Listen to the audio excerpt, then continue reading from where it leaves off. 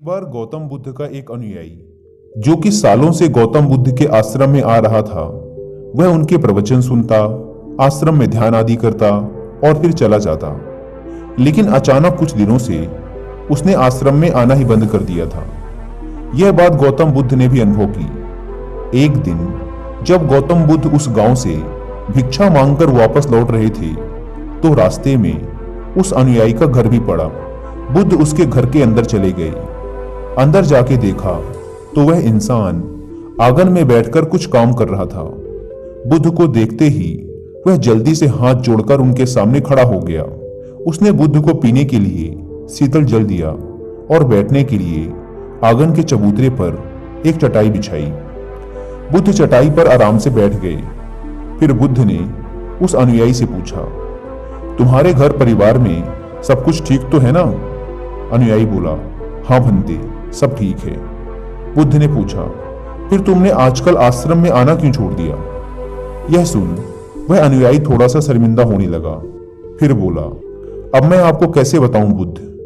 गौतम बुद्ध ने कहा, तुम निसंकोच कह सकते हो। अनुयायी ने कहा, मेरे वस्त्र बहुत ही पुराने हो चुके हैं, वे कई जगह से फट गए हैं, उनमें छेद निकल आए हैं, अब वो बिल्कुल भी पहनने लायक रहे ही नहीं। बुद्ध ने अनुयायी के वस्त्र देखे, वे सच में बहुत ही बुरी हालत में थे, जगह जगह से घिस चुके थे, कई सारे छेद थे उनमें। इसके बाद बुद्ध उठ खड़े हुए और मुस्कुराते हुए अनुयायी के कंधे पर हाथ रखकर बोले, चिंता मत करो, सब ठीक हो जाएगा।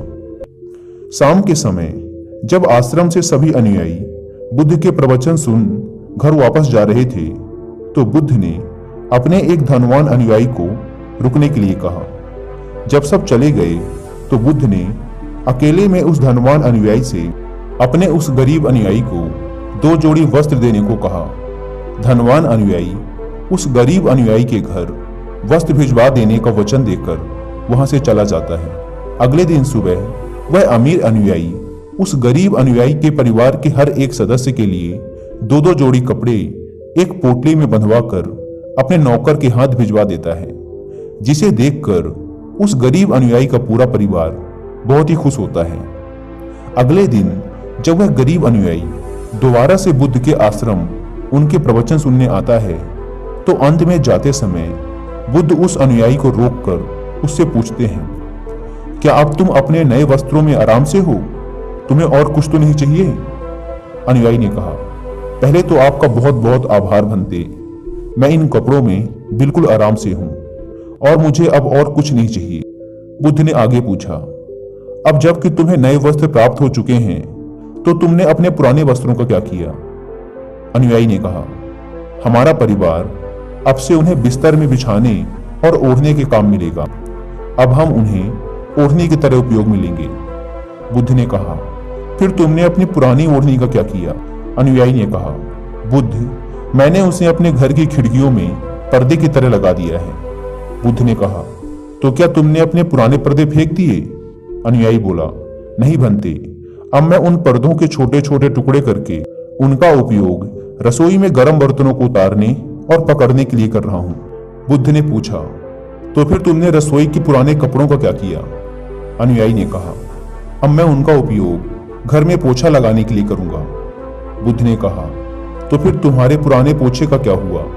अनुयायी ने कहा, बुद्ध, वो पुराना पोछा इतना तार तार हो चुका था कि अब उसका कुछ भी नहीं किया जा सकता था, इसलिए मैंने उस पोछे से एक एक धागा अलग करके दिए के लिए बातियां बना ली।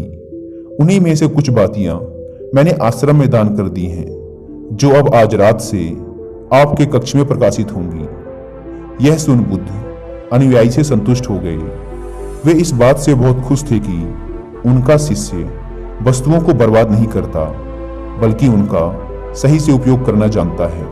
गौतम बुद्ध हमेशा अपने शिष्यों को बहुत ही कम चीजों के साथ जीवन निर्वाह करने की शिक्षा देते थे। साथ ही उनका यह भी मानना था कि यदि हमारे पास कुछ भी हमारी जरूरत से अधिक है, तो हमें उसे दूसरे जरूरतमंद लोगों को दे देना चाहिए।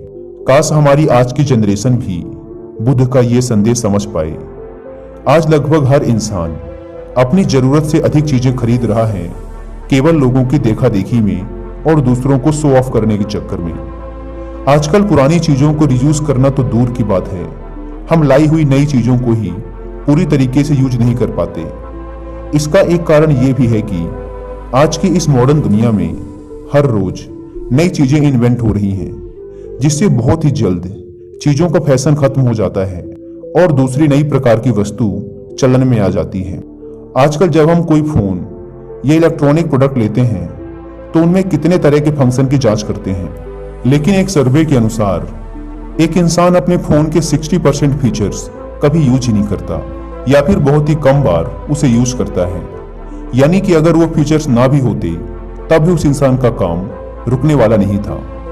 पर यह तो है मानव निर्मित चीजों की बात, लेकिन समझदारी से यूज करने की सबसे ज्यादा जरूरत हमारे प्राकृतिक संसाधनों जैसे पेट्रोलियम, नेचुरल गैस और कुछ बहुत ही महत्वपूर्ण चीजें जैसे पानी और बिजली को है।